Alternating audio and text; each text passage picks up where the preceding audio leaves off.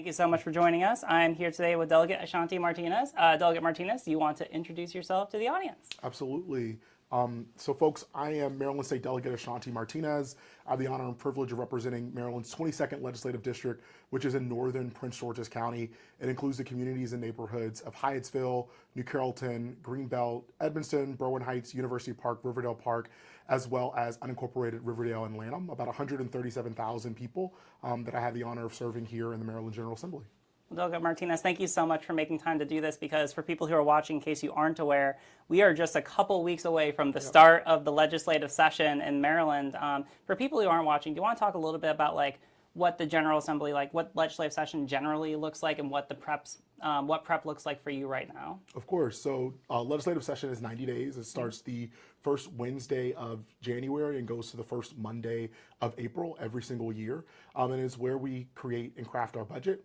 We have to leave with a balanced budget, and so that's our most important role here in the General Assembly, is making sure that we can fund the programs and agencies across the state. But we also make laws for every single Marylander, whether it's local bills that focus primarily on Prince George's County, where I represent, or statewide bills around issues like insurance or policing or just any matter you could possibly think of. We are contemplating throughout the 90-day session.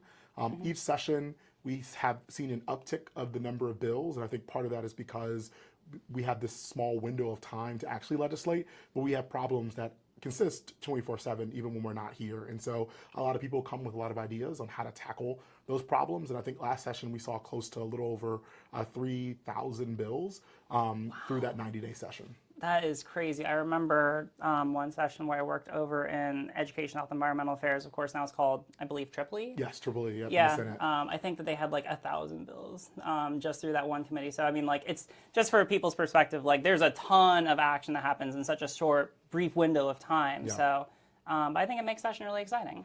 Oh, it definitely does, because again, like I said, it's only the 90 days. And so what doesn't get done by what we call sine die, which is the last day of session, where we literally are on the floor until the clock strikes midnight. And so if it does not pass, it has to wait an entire 9 months before we can come back and tackle it again. Yeah.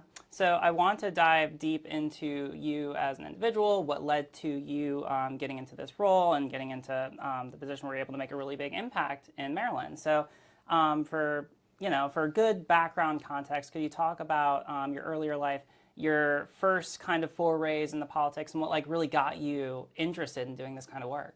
Yeah, so my family has always been involved in community. My aunt is actually a state representative in Arkansas who just won mayor of her small town, Pine Bluff, Arkansas. Oh, wonderful. So we're really excited about that. But seeing her work and navigate political spaces and really help her community was something that really inspired me. I've always been a leader. I've always been someone who has taken charge and just wanted to always be in the mix, right? Wanted to always just speak up for others. That's something I've done my entire life. And so politics really was kind of a natural on-ramp to be a career.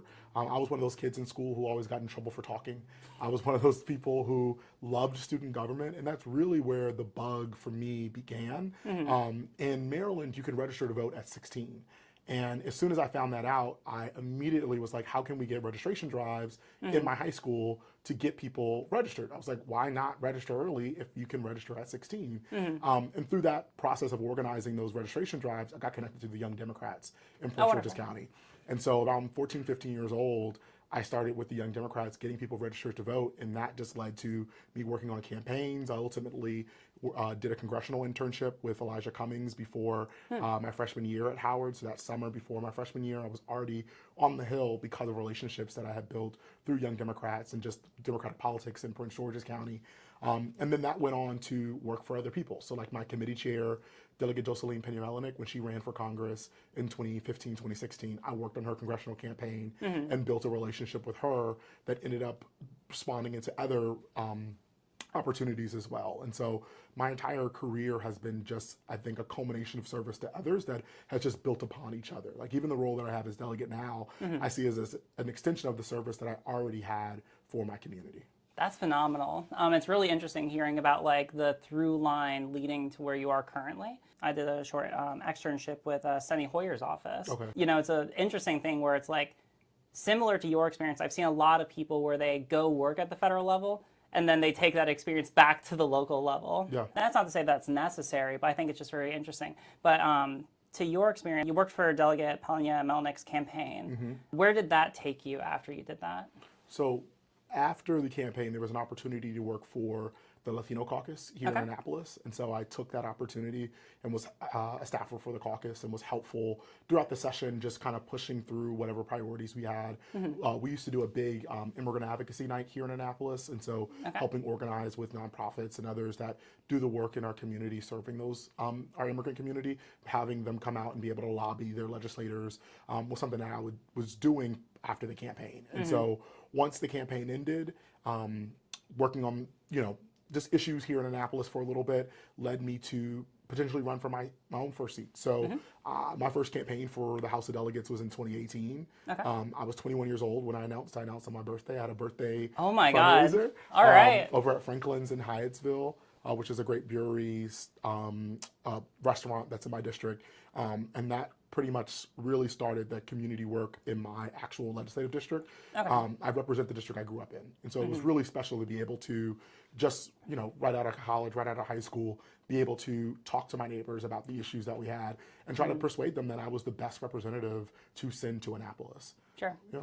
How did that, because you had, I believe it was when I was doing some research for this, you had 2 races before you ended up in this position. And both of those, what was it? I think, also for context for everyone, when you run for delegate, it's the top 3 winners, right? It's not just necessarily like the number one. Depends on your district. So Maryland, we have 47 districts, right?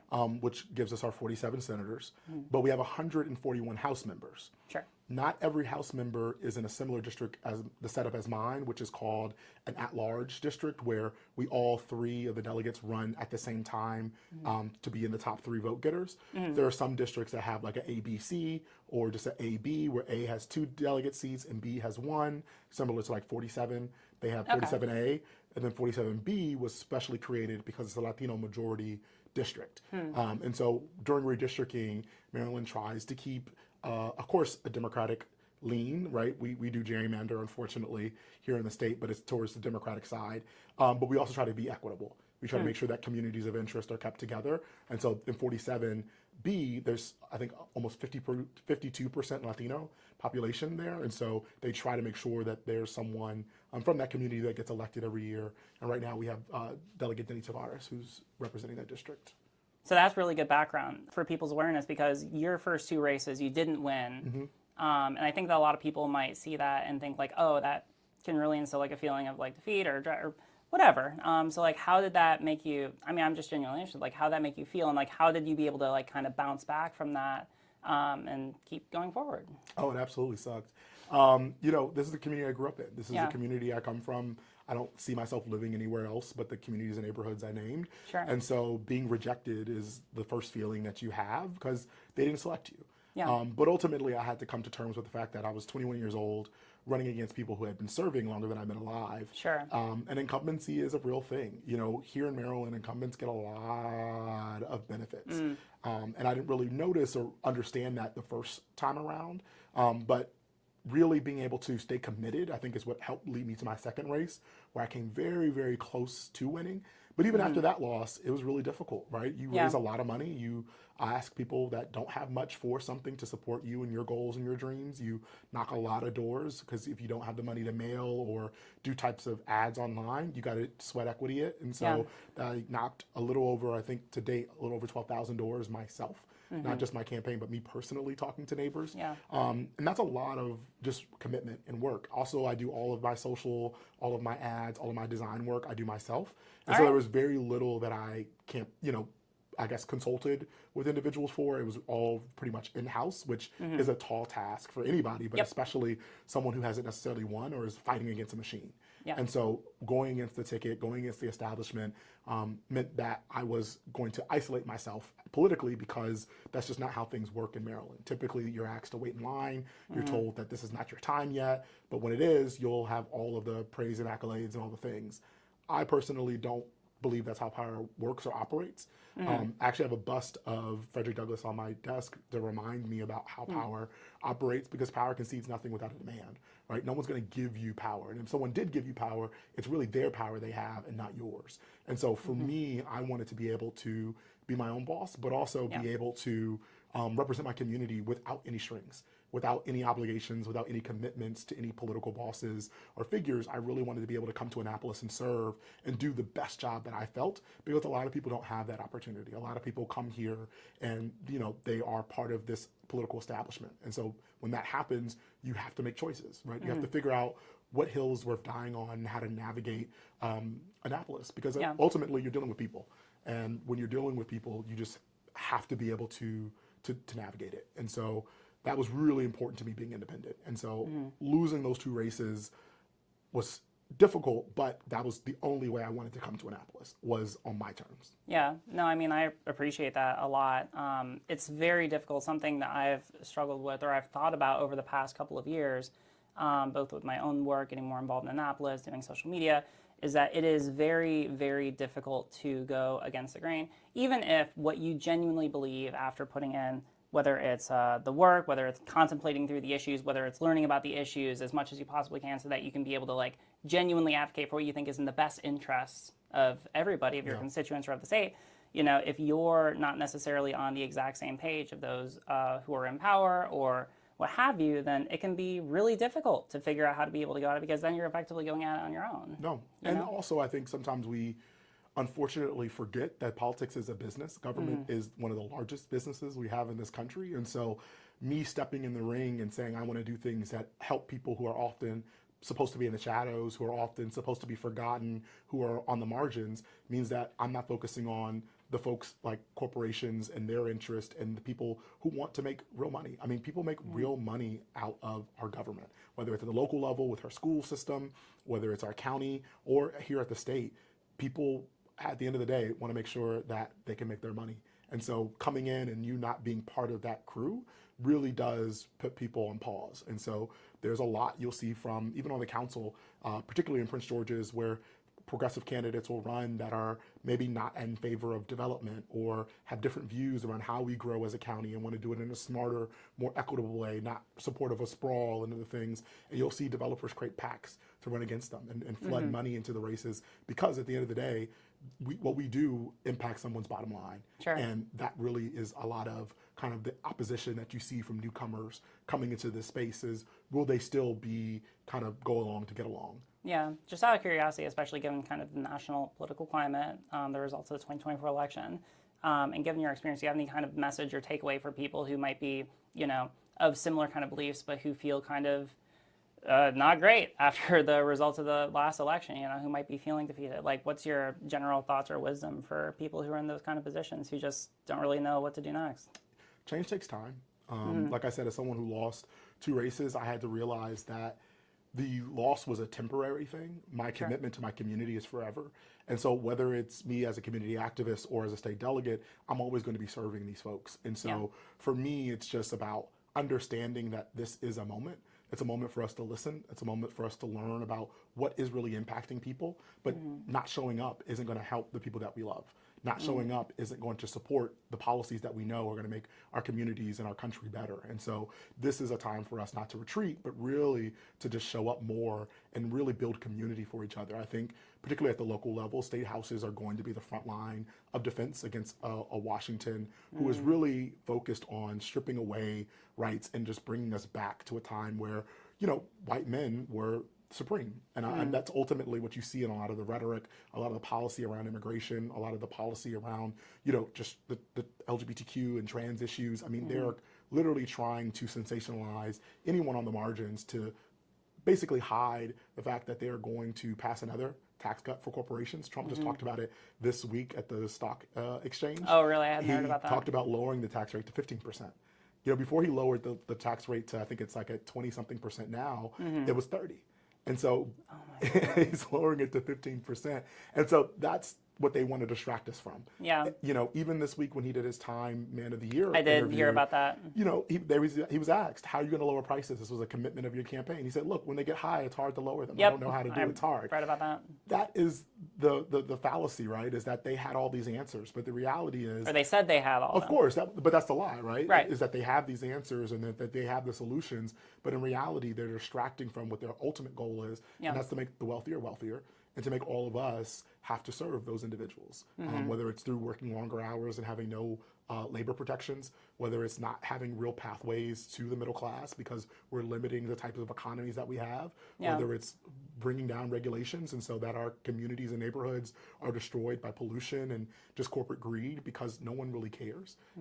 It's a time for us, I think, right now to really just build community amongst the people we love so that we can protect each other under these next 4 years. Yeah, I really appreciate that. I appreciate the focus on more local politics because I think that's true. I think that's going to be like the best way to be able to stem the tide against what we're going to be seeing coming out of Washington.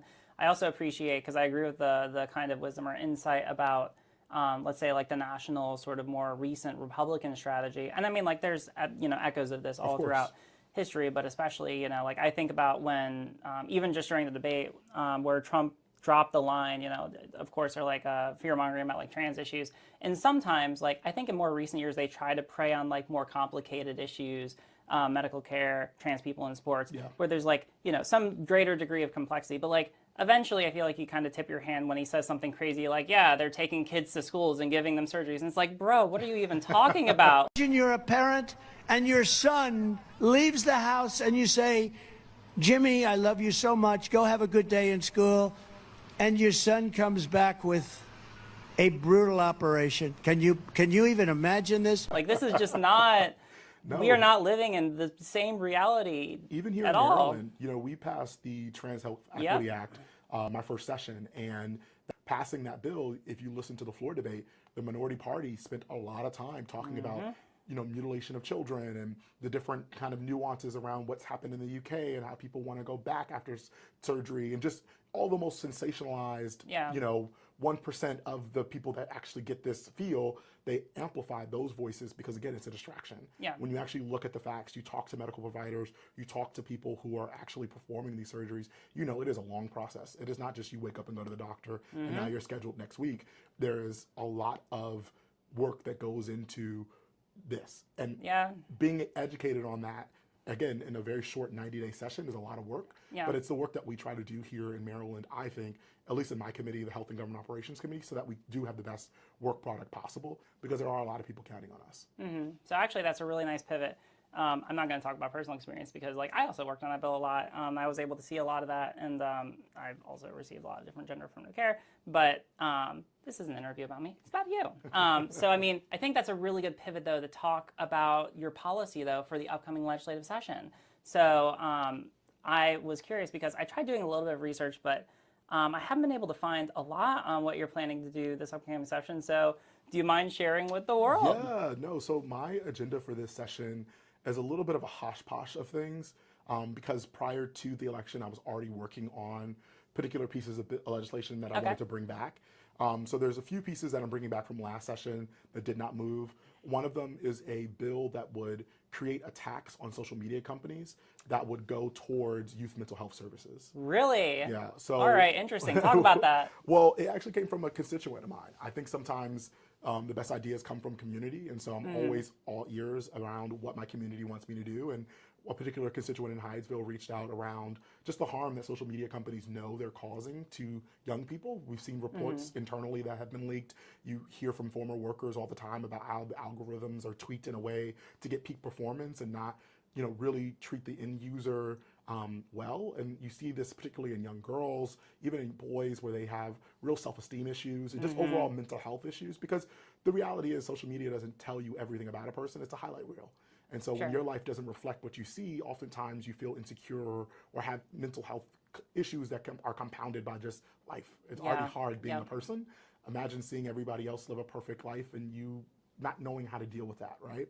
And then having parents who honestly didn't grow up with social media, so they don't understand those realities either and are confused about how to help. I have a firm view that if you cause harm, you should help repair it. because none of us are above critique. I think all of us have the capacity to cause harm, Sure. but we also have the capacity to heal. And so one of the things that I'm focused on with this bill is to basically have the social media companies open their purse and help pay to restore all the harm that they cause Maryland kids. And so we haven't quite worked out how in the bill, one of the issues last year was how the money will be dispersed. So we're going to get more detailed into that. I wanted the committee last year to have more leeway on how they wanted that disbursement to look like, but I think that was too much work for them, right? Okay. People want finished products a little bit in committee. And as a freshman legislator, I'm still learning kind of that balance of what could be amendable versus what you want to be concrete and fight for. And so we're building that out now. But that bill in particular is really important to me because I've heard from so many young people, from so many organizations, particularly SGAs and student governments, like where I got my start, that this is something that they're focused on, that youth mental health access is a big issue. And a large part of that access is resources, right? Do you have the money to actually pay for the clinician to provide the service? And right now, the state of Maryland doesn't. We're facing a $2.7 billion budget shortfall. And so anything that's revenue generation, I think we should really take a serious look at, and my bill does that. That is fascinating from so many different angles. I really like the unique policy solution to the issue of like youth mental health, especially with the angle on social media, because I totally agree. There are so many different ways to spin this, but I mean, like going off of the point that you said, where people will often look at social media when we're all dealing with imperfect lives. We're all trying to figure out how to live. There's not one perfect way of being able to live life. But people are sold various kind of like, let's say, idealized but almost fantasy lifestyles. And there's so many people who try to sell them, like a bad sale of goods, right? And I think about like the epidemic that we've seen, especially among like younger men. I think about the statistic from this past election where I think it was over half of young white men or something like that voted for Donald Trump in the national election. And I feel like a lot of that is probably attributable because to what we see on social media, where people are dealing with complicated, negative, like problems in their lives, and they're being sold like this horrible set of beliefs and lifestyle, like, oh, this is going to fix your life, when actually it's just like you said earlier, it's a distraction. Of course. Right? It's a distraction away from the real issues that affect them. So it's like, it's not only taking advantage of them, but it's compounding the issues because it's not going to fix their lives. It's only going to exacerbate their mental health. It's only going to put them into a worse position. So yeah, I really like the policy solution because that's, I don't think that people, the second aspect of this, I don't think that people know how to regulate social media at this point. It's so, like as far as policy goes, it's so new. And so, like we're seeing states be sort of like a laboratory of democracy in this aspect. So I like that. And that's one of the reasons why I love being a state legislator is really, I like to say we're a petri dish of policy, Yeah. right? Like we get to really play around with ideas that maybe can't move on the federal level because of just the gridlock that happens in Washington. We here in Maryland, particularly because we have a Democratic supermajority, can really move forward on more progressive policy and see if it works, right? We already tax social media companies for political advertisements.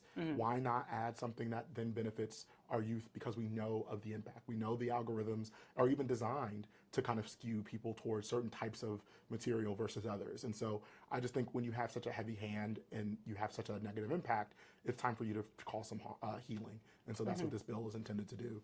Another piece of legislation, again, working with youth in mind, is a bill that would establish a soccer opportunities grant program. So the Department of Education currently has a program like this for lacrosse, which is our state sport, for low-income communities to establish lacrosse programs. I want to do the same thing, but for soccer.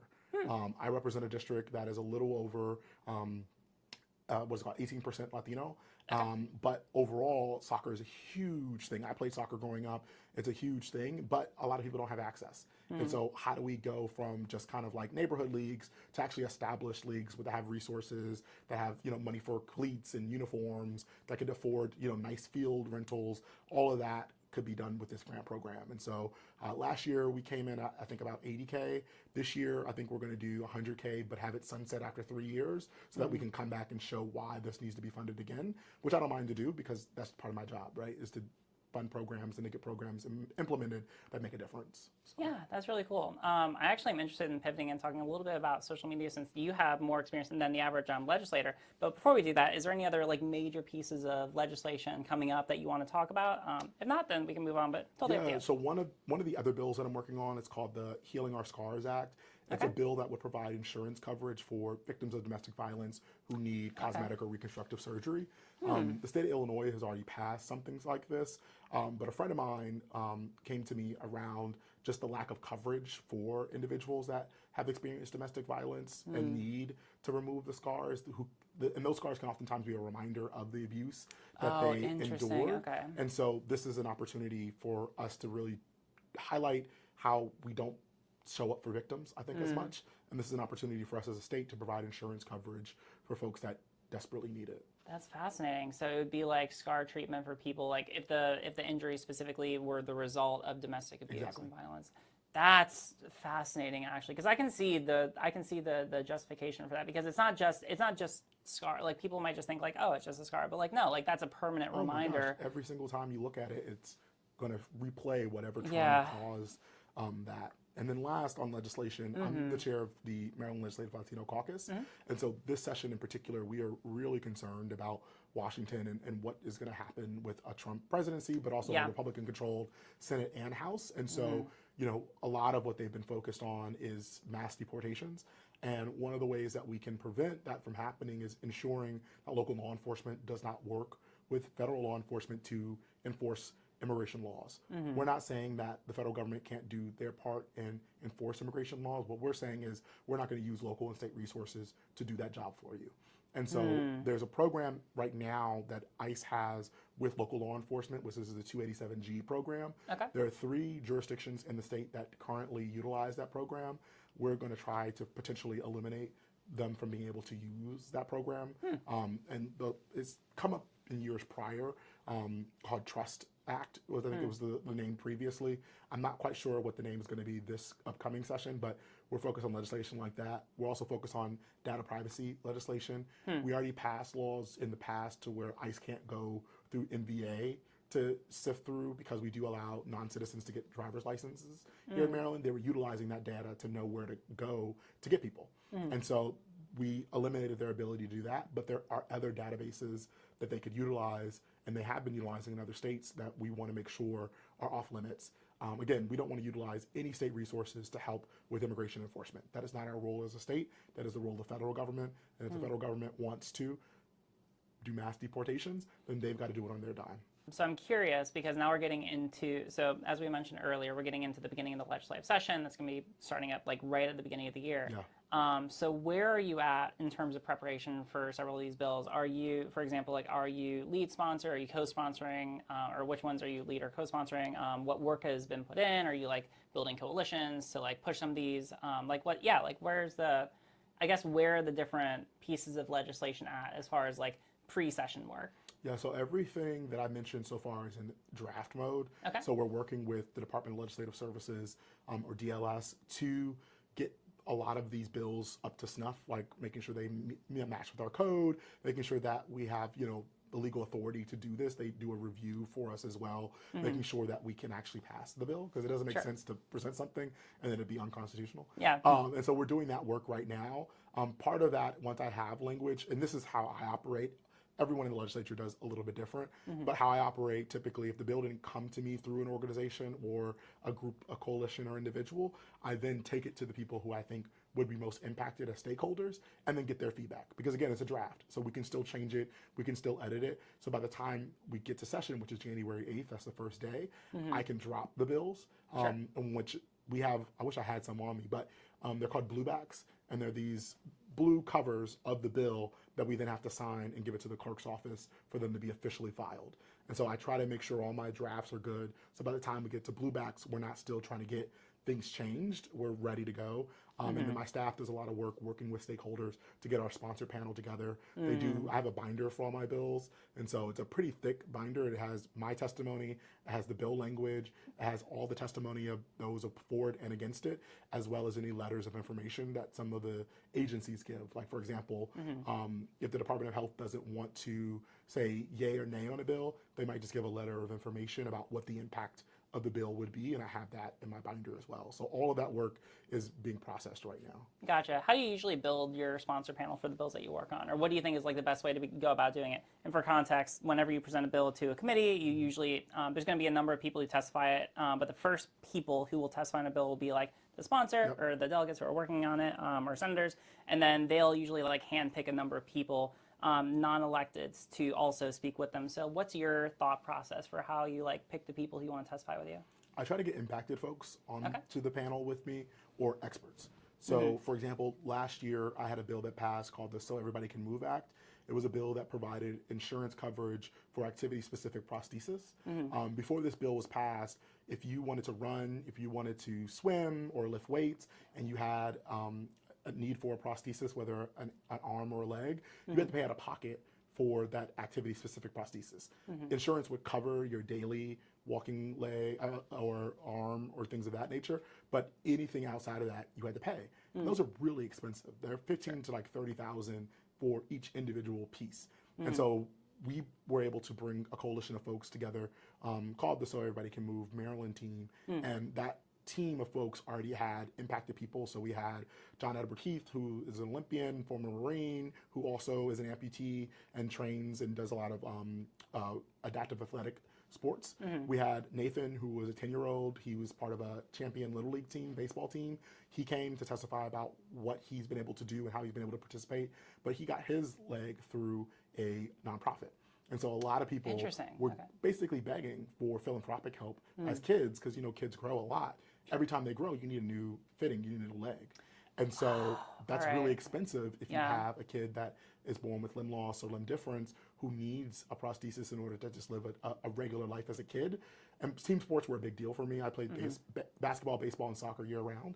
And I feel like there's a lot of skills you get from team sports. And so Nathan was what really sold me on being able to advocate for the bill, because I was like, there's so many kids, I'm sure, that are just like Nathan, who don't have the access to the nonprofits or haven't been able to get their, prosthesis, who now can because of our bill. But that panel included Nathan, it included John, but it also included folks like Cheryl, who was an actual doctor who made prosthesis and formed them over at in Baltimore. I'm blanking on the hospital name right now.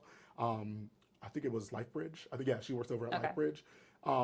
So she was the expert, right? And then we had other doctors on the panel as well who also work with people with limb loss and limb difference. And so they were able to bring together what I like is impacted people, but as well as experts, so that when we have the sponsor panel, I can read off why I'm supporting this, why I'm doing this, why I think this needs to be passed. They can give their testimony, and then when we have questions, I don't have to refer back to anyone in the crowd. I'm sitting with the people who know best around the bill. And so a lot of times, my job is to champion something, but not necessarily being the full expert. Because like during that hearing, for example, I couldn't pronounce prosthesis or orthesis, because at the time we were trying to do both. We ended up amending out orthesis. And for those that don't know, orthesis are the bands and the strips that help secure your prosthesis. And so that could be a myriad of different things. And that was what really made the bill really costly, actually. So we took that out and instead did a study on what the cost would be. And so this year we're coming back for the second half to cover the orthesis. And so that's just a little bit of how some of the bills work for me as a sponsor, is I really do try to have a panel that's balanced with impacted people and experts. All right. I think this is actually a really nice pivot, because as we mentioned earlier, so like the sponsor panel is usually the first person to testify, but anyone can sign up to testify on any bill, right? Like any, I don't know specifically what kind of information. I can't remember off the top of my head. Maybe it's like you need a Maryland license, but I'm not even sure if that's necessarily that's true. Really, just like any person can. Any person in the world, as long as you testify as long as you sign up by the deadline, you can testify on any of our committees. And so in the House, we have 5 standing committees. We have Appropriations, Health and Government Operations, where I serve, Ways and Means, we have Economic Matters, and then Judiciary. And then we also have Environment and Transportation. I think I mentioned that already, did I? No, Environment and Transportation. So those are our standing committees. And then we also have House Rules, and that's where late bills go. Like, for example, if I don't get a bill in by our deadline for filing, it would be before House Rules, before it goes to the standing committee it would be assigned, or resolutions. And so, for example, this past session, I had 2 resolutions that I presented. One that was on making sure that free speech was affirmed by the Maryland General Assembly. And then another one that condoned all anti-Arab, anti-Palestinian, anti-Israel hate And so those two resolutions went before the Rules Committee, as well as the ceasefire. We had a ceasefire resolution I was the lead co-sponsor on this last legislative session. That too went before the Rules Committee because it was a resolution. Gotcha. I guess I'm interested in hearing a little bit about your motivation for some of those, especially like the ceasefire resolution. I think that the main objection I would hear from some people is like, we're Maryland. That's probably something that the federal government should, primarily take charge of. But so what was your impetus on like several of those different projects that you're working on? So Maryland has a history of getting involved in foreign policy.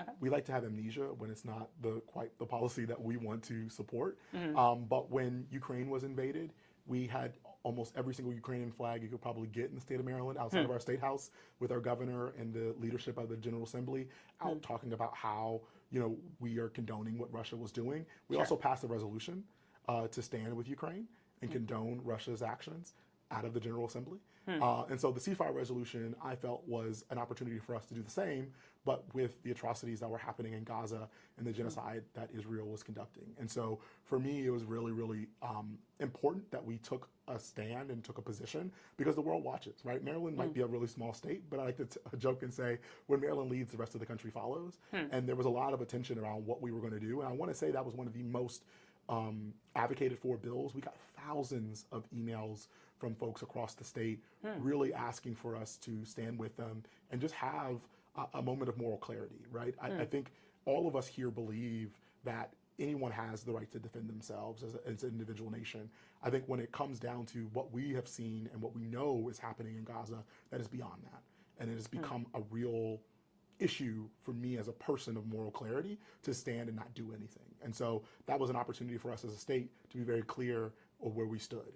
Again, a lot of people said we're a state, we don't do foreign policy. And even when we reminded them about a year or two ago about how we passed the Ukrainian resolution, they said that was different, but never clarified on what that difference was. And so the other resolutions that I discussed were in conjunction, but separate, right? We saw this year the issues around free speech with the University of Maryland basically canceling.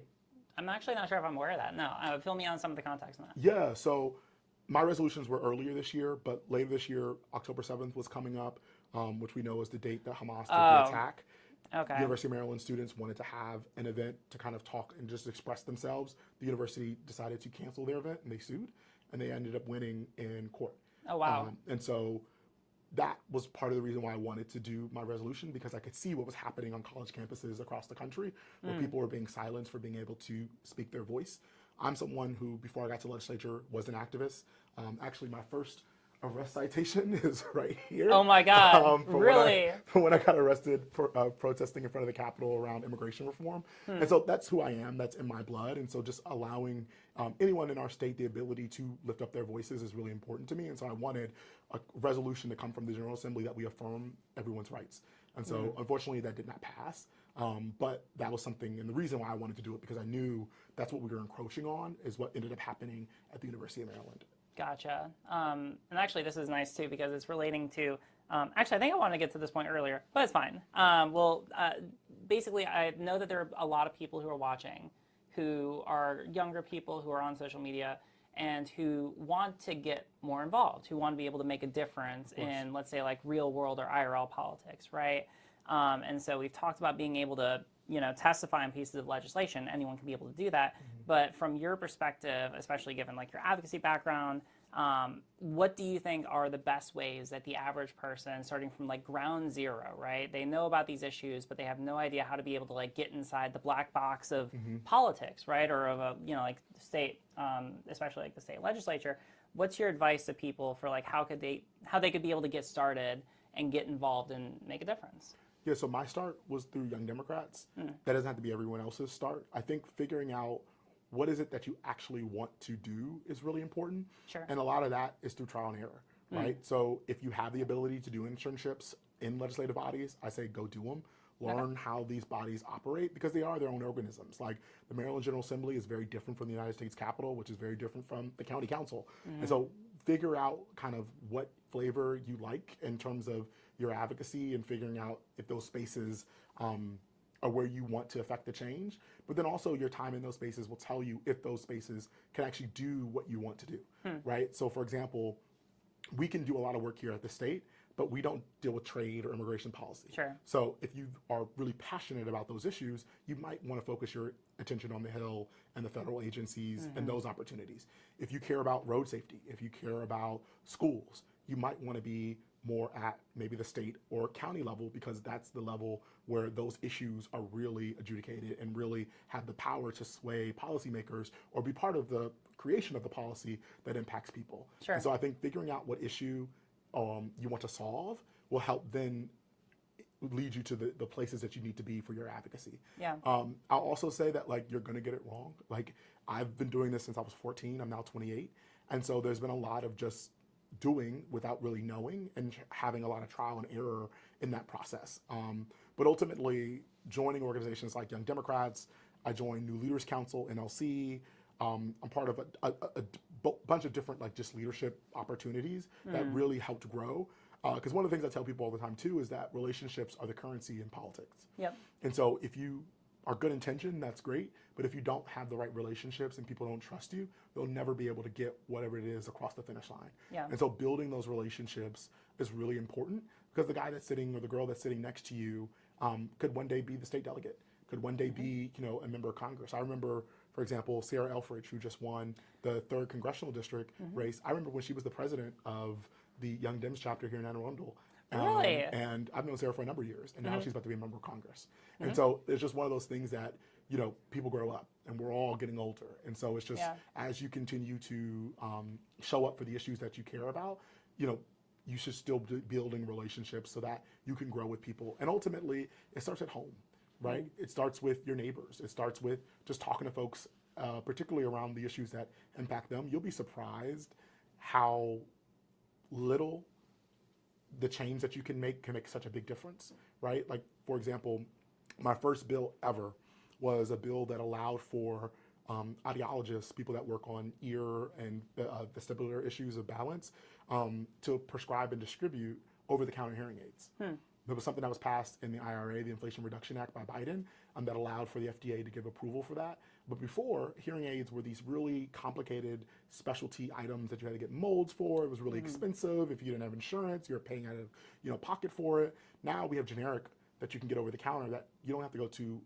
ear, nose, and throat doctor for. You can just go to your audiologist and get a prescription for it to get it right over the counter. And so that is something that changed the lives of so many Marylanders. And when I was knocking doors for seniors, that was one of the biggest things I talked about, was having dental and having hearing services. And so that one bill now allows individuals to get a cheaper option than what was presently presented. It wasn't this big sweeping bill. We didn't have this big press conference. It wasn't this, you know, monumental thing. I think it passed bipartisan. That's how under the radar it was. First state like Maryland, like, I don't even think I got one Republican to vote against it. But in reality, that makes a huge difference. And so sometimes those small things just in statute that just gives someone permission or changes something relatively small, right? You go from an or to an and, right? Those little type of things can make a world of a difference for people. So just remember that in your advocacy, that like you don't have to have a, you know, sweeping bill. You don't have to do something that changes and erupts the system. These small kind of incremental changes can make a big difference as well. Yeah, I really like that. There's a couple things that you said I like to latch on to. The focus on relationships, very, very important. I've talked about this a couple of times previously, where it's like, especially for, it's funny because I've just referred a couple of people to some positions with other legislators I'm still connected to over here, where the reason why I'll still do that is because I mean, like some legislators will post job postings on like LinkedIn, for example, but the vast majority of them, I think that you just hire by like word of mouth, you know, and that's like, for a lot of people, that's their first like substantive foray or like their first substantive experience being able to work in this kind of environment. And that's, in my opinion, like the best way to learn how the system works, is be able to like be here for an entire legislative session, which is just like an unparalleled experience, which has its negatives and its positives, but it's a great learning experience because a lot of people, especially those, you know, like we've spoken about policies which affect like marginalized communities, a lot of those people historically have not been able to access that kind of knowledge. And so being able to get people into the door in the first place so they could be able to get that knowledge and be able to use it is so impactful. But like the way you get it is from relationships. So I really like that. I really like the focus on trial and error, right? And especially like taking trial and error because like you're never like there's not like a single uniform formula for this kind of work, right? Like everyone is still figuring out. There are some like best practices or some things that like typically people have done that work pretty well for them, but like we're also trying to figure this out. And then lastly, like being very specific with what you want to work on, right? Like being really, really like figuring out a problem that you want to address and like holding on to it, right? And becoming the expert. Like, yeah. And that's the thing too, I tell people all the time, you don't have to be the member in order to make a difference, right? You can be an advocate, you can be a lobbyist, you can be someone who is really just focused on a particular area, whether it's like the environment or transportation or, you know, prisons. Like I have a couple friends who focus solely right now on prison food and the nutritional needs of folks who are in our care as a state are not up to snuff. And so they sole advocacy is on county and local jails and making sure that they have the nutrition necessary to be whole and good people. And so one of the things that I tell people all the time is that like your advocacy will change and mold, but knowing your lane is really important and figuring out where you fit is really important because not everybody's going to be the member. Not everybody's going to be the activist who gets arrested. Sure. Sometimes those things merge and combine, right? But that doesn't, it's okay if you're not. And I think that's something that we have to express more is that it's okay if you don't want to run for office. There's a million and one things we need you to do that you can still be part of this whole change thing. So. Yeah. So I think that where I want to wrap this up because, you know, this is the first time as far as a series I'm doing that, and again, thank you so much for being willing to do this, Delegate. I really appreciate it. Previously, I've interviewed notable social media influencers, and you've been the first person in your kind of position to be able to do this, so I really appreciate it. And I guess I'm curious because I've asked everyone previously about how they think, as media influencers, that they could be able to use social media to influence IRL politics, but I guess I'm interested in your perspective from the inverse. How do you think, you know, and this, I know that you've done like a little bit of dabbling with social media. You did an interview with Dylan Burns, right? So I guess I'm interested in your perspective. Like, how do you think that we could be able to use social media to make a positive impact in politics going forward? Yeah, I mean, I'm a firm believer in meeting people where they're at, and people are online. And so as a legislator, it's my responsibility to connect, right? Like a lot of my colleagues, for example, don't like TikTok because of the influence that China has over the company and some of the security issues. But like, I love TikTok. I use it all the time. I think my bio says legislating by day, scrolling by night, because that's literally what I'm doing. But it's one of those things where we've got to be realistic around who we serve and the platforms and the places that they're at. And if we want to connect with them to talk about what we're doing, to get their insight about what we should be doing, then we've got to make a concerted effort to be on these platforms to connect. Right? I'm on Twitter, I'm on Blue Sky, I'm on Instagram, I'm on Facebook, I'm on TikTok, I'm on as many places as possible that I can manage because I want to connect to as many people as possible because the work that we do here is really important. And like I said, I'm not above critique. I don't think anyone is. And so I'm always listening to folks when they have something to say because it's really cumbersome to connect with government. It is really hard. We don't make it easy to come up here. I mean, there's no public transit that gets you to Annapolis from my district or where I live. Even when you get to Annapolis, it's not the most friendly place for people to park. It's not the most friendly place for you just to sit and kind of wait around. And so we don't make it welcoming to come to our front door. I got to come to yours and I got to listen to and seek the information that you have because I really do care about being as informed as a legislator as possible. Because the thing I think my colleagues sometimes forget is that we only are here if you send us. I can do the best job in the world, but if my community doesn't agree and votes for someone else, then I'm out of a job. And so one of the things that I really take sacred is connecting to my community and just giving them as many avenues as possible to hear from me, but also me be able to hear from them.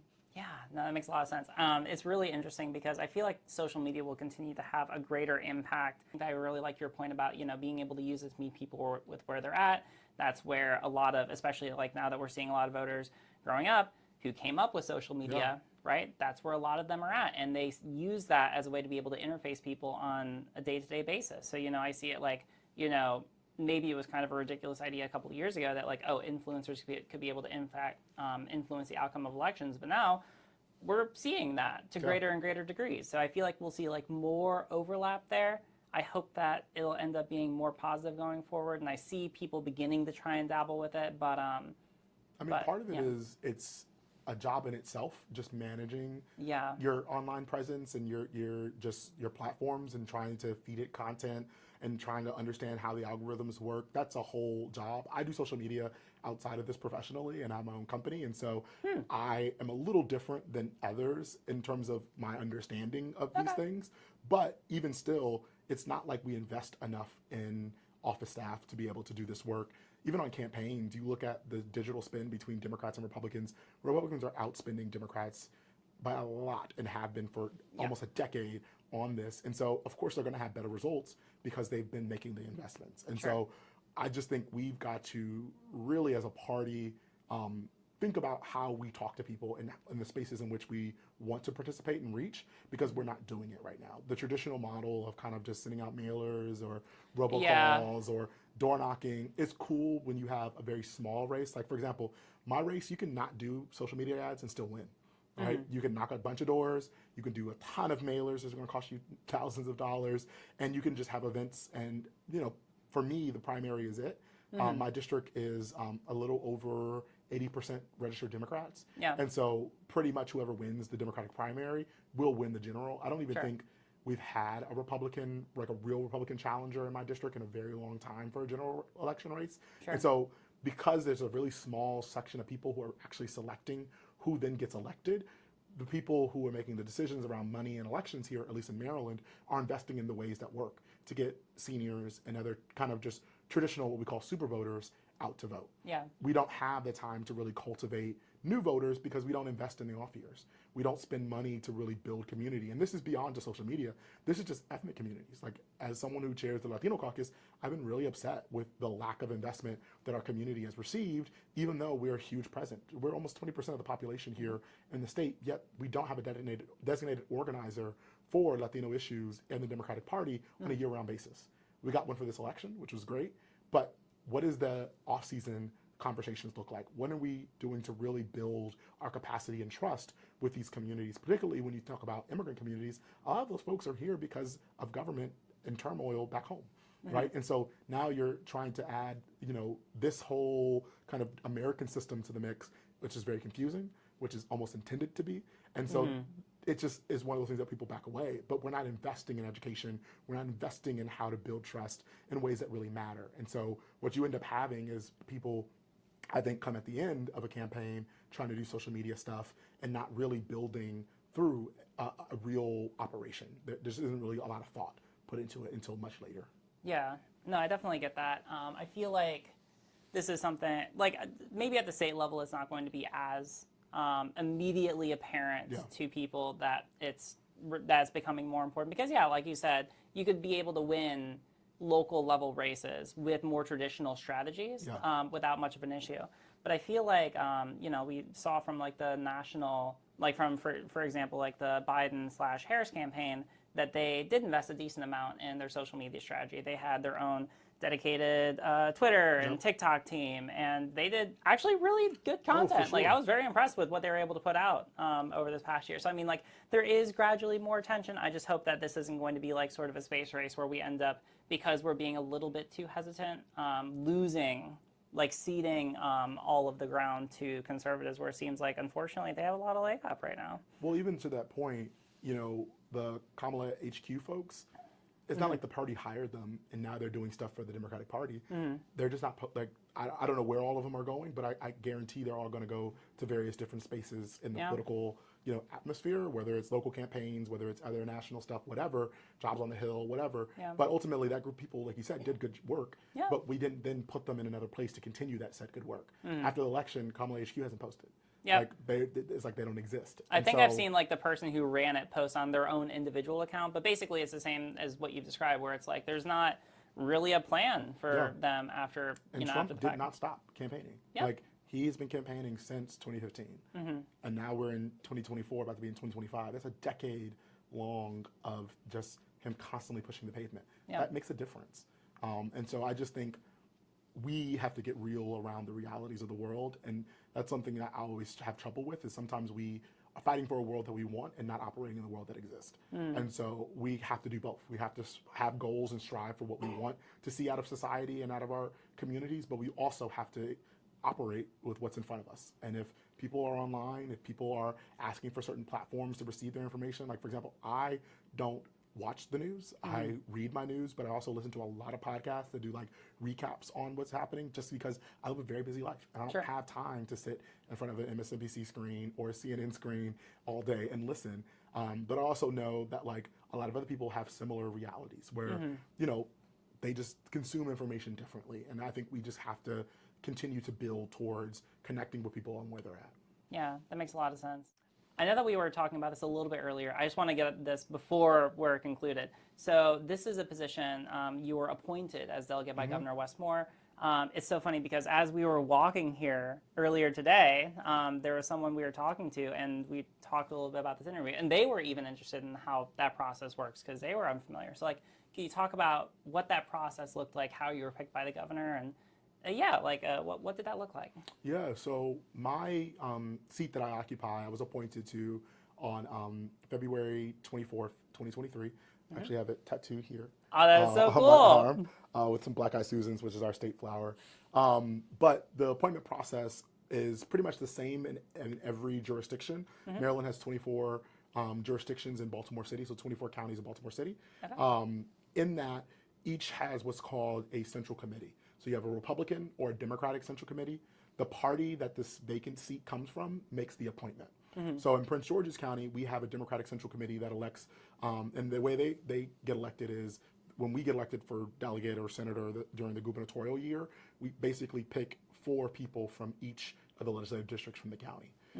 They then create a body called the Democratic Central Committee, and their task is to select appointees that then get sent to the governor, who makes the final appointment. Gotcha. And so it's very political. I will say you have to make a lot of phone calls. You have to know these individuals. You have to be able to get their vote, secure support from other electeds, because traditionally how it's worked in Prince George's is that the senators, each of the state senators for each of the districts, has a lot of say over how their central committee members vote. And so it's a very political process. Because I just ran and almost won in that last election, my seat came up about 6 months after the election.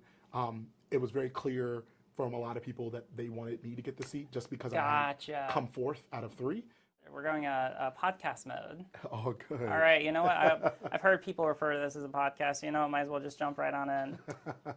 So I'm sorry. All right, let's rewind. You were talking about the process of you being appointed. It's very political. You had to, and basically the committee looked at you specifically with interest because you ran a really good race and you came 4th. Yep.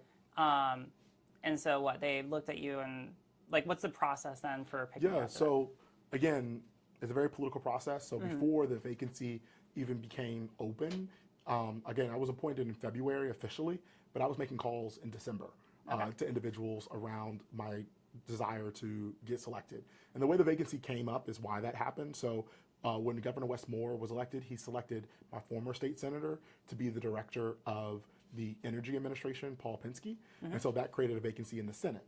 So one of the House members who just won went for that seat, and that created a vacancy in the House. Gotcha. Okay. And so I knew that there was a domino effect with the senator being selected to be part of the administration that was going to cause a House seat to ultimately come up. But we first had to deal with the Senate vacancy, and then once that was filled, that's when it really got into motion, the timeline for when they were going to make the appointment to the House seat. But there were others. There were others that were interested. It wasn't that it was just only me and I just got it. I had to show that I had the support. So I had to make calls. I had to get confirmed votes. I had a whole entire whip list of the people that were on Central Committee that had said yes to me, who said no, who said maybe, and was working through that list. Ultimately, I was the only one who did apply because I got enough votes to secure the support from everyone. So other people knew ahead of time, it's not even worth putting my name in because he has enough confirmed votes. So it's not that there weren't other people interested. It was that you had people interested, but you had the political capital already established. Yep. Gotcha. All right. And that's so really interesting. I was the only one who did apply. And then it was a virtual meeting. They all voted. It was unanimous. And then they sent my name to the governor, and then the governor makes the actual official appointment. Interesting. So it wasn't like the governor necessarily handpicked you. I mean, ultimately the governor is more like a veto process. Like he had final approval. Exactly. But it was sent by the committee. Exactly. And that's how all of these appointments work. So anyone who has been appointed to the legislature, their local central committee or the local body is the one that selects them, and then the governor makes the actual approval. It is very, very rare for a governor to say no. It has happened. Years ago in District 24, there was an individual named Greg Hall who had a criminal past, but it was a big community leader, very well supported, had run before, that got selected by the Central Committee, and a Democratic governor, Governor Martin O'Malley, denied it. And so there are times that happens, but it's very, very rare. In this instance, I actually ended up being the first House of Delegates appointment under Governor Westmore.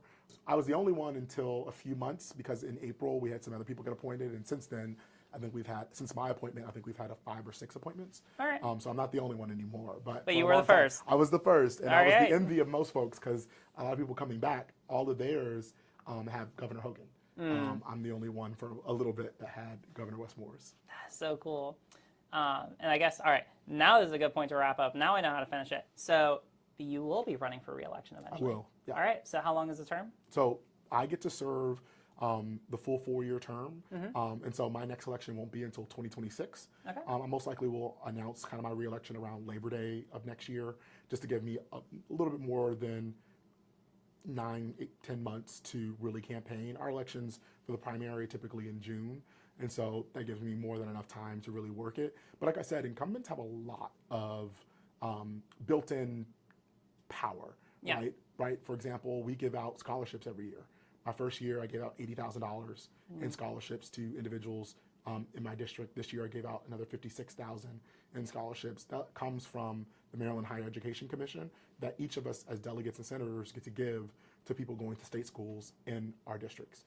That's a built-in kind of incumbency perk, right? We have staff, right? So before, when I was just a man of one, kind of building my campaign out and doing things on the back end, I have someone who manages my calendar, my schedule, and I have the flexibility to really just be my full self in spaces, whereas someone challenging me has to build that operation, whereas I have it kind of already built in. And then just another thing is, like, we get invited to 1,000,001 things all the time. And thank you again for agreeing to do this. Really appreciate it. This was a priority. I wanted to make sure that we could connect. But, you know, as an incumbent, I get to go to ribbon cuttings. I get to go to all types of groundbreakings, all types of events. People call us when they're in need, and we're able to help them. And so there's just a lot of built-in power that comes from being an incumbent that I'm realizing now that I am one, in a sense. And so running this next time, I know is going to be a lot easier, because this will now be my 3rd time running this race.